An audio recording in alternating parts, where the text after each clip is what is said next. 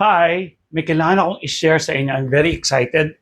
Nangyari lang kasi sa akin kahapon to. Sabi ko, itong nangyaring to, in-observe ko yung sarili ko, makakatulong to sa marami. Okay? Na-realize ko na, tinaw ko may mic ba ako?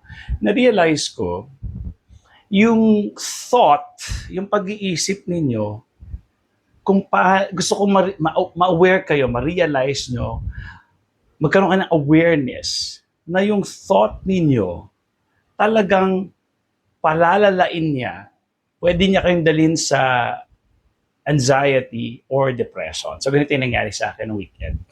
Kasi holiday ng Tuesday. So, ginawa ko, nilive ko na yung Monday. So, Friday, sakto din kasi kumuha ako ng aking sportswear sa Alabang. So, hapon, umalis ako, dumiretso na akong Quezon. So, nagpaalam ako na kunin ko lang yung sportswear ko, diretso na akong Quezon. No?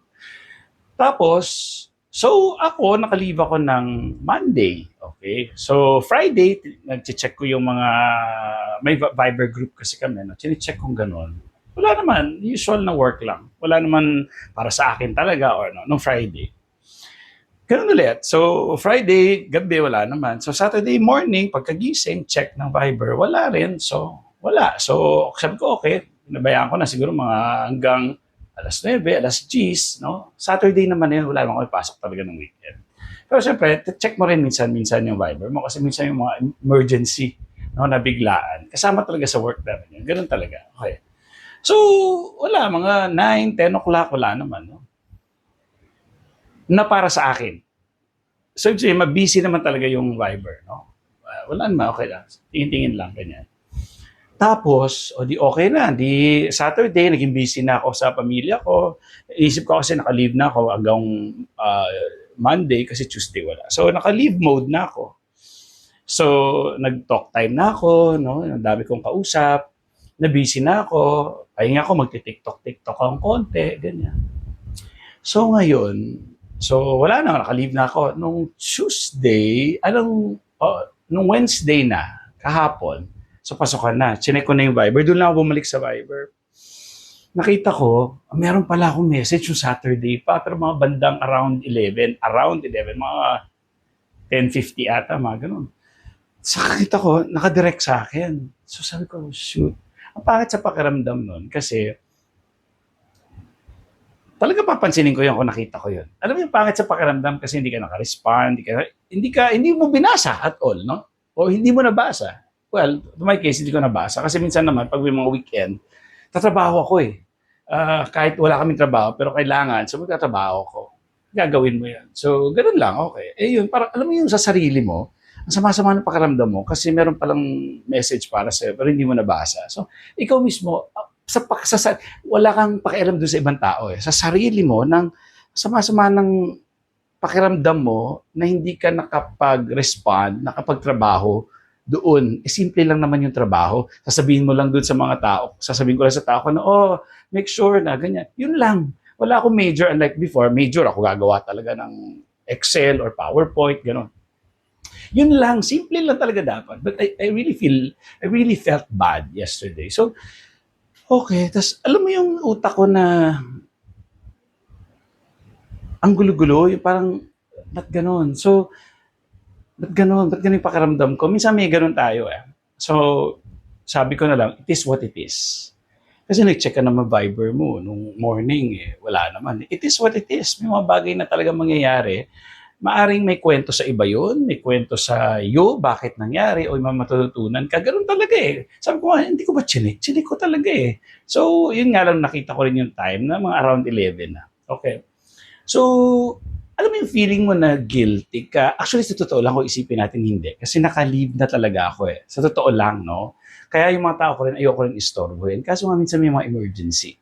So, pero kung i-justify ko talaga yun, pwede naman talaga. At minsan lang yun, hindi rin nangyayari. At caught off guard kami. Ibig sabihin, halimbawa, kasi ako, hindi ako nasabihan na, standby tayo sa weekend kasi may major, no? Kung na ganun lang ako, then alam ko yun. So, siguro, ganun lang yung dapat gawin, no? So, kung kayo man yung mga boss, ganun ang gagawin nyo dapat. Sa weekend, ano tayo, standby. trabaho kayo, I mean, bakasyon, pero check ng check. Check kasi merong pinapagawa yung higher ups, yung mga bosses. O, di ba intindihan natin yun? Gano'n. So, hindi ako ready for that.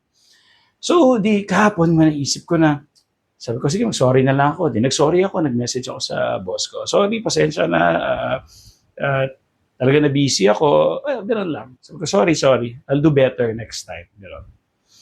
So, kahit na ganun ka na, ang sama pa rin ng pakiramdam mo. Alam mo yun? Na, kasi hindi ko ginawa. Alam mo, nakakainis. Yun, naiinis ka sa sarili mo. So, anyways. So, in-expect ko, it's gonna be worst day, no? Yung kahapon. Pero na-realize ko pagdating sa opisina, hindi naman. Nasa utak ko lang pala yung mga big deal.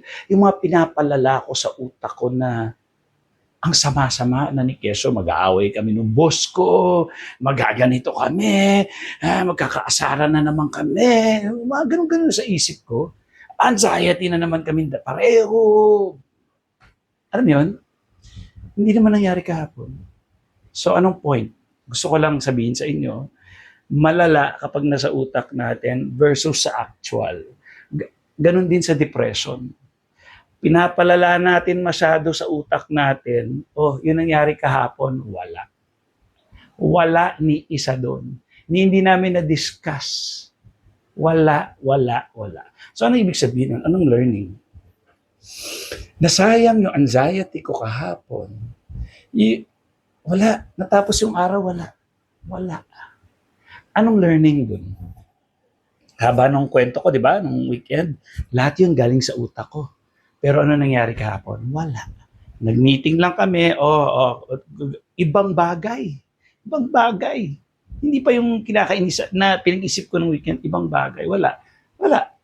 Busy lang kami kahapon ng wala talaga. So anong learning? Kailangan lang dito yung awareness na huwag tayong OA. Kasi lahat ng mga pinagsasabi ko sa utak ko, lahat ng mga naramdaman ko, ni walang nangyari kahapon sa opisina. Gusto ko mag-reflect kayo. Ano ang ibig kong sabihin? Ano ang learning dito? At kayo rin, I'm sure marami kayong kwento na ganyan. Okay?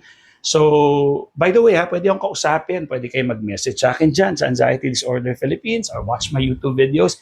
Kailangan po diagnose ng doctor. I am a graduate of BS Psychology. I have Cognitive Behavioral Therapy Certificate from CBT Australia. Doon ako nag-aral. CBT ang gold standard ngayon sa mental health in terms of anxiety, depression, and other mental condition. Yan ang first line of defense.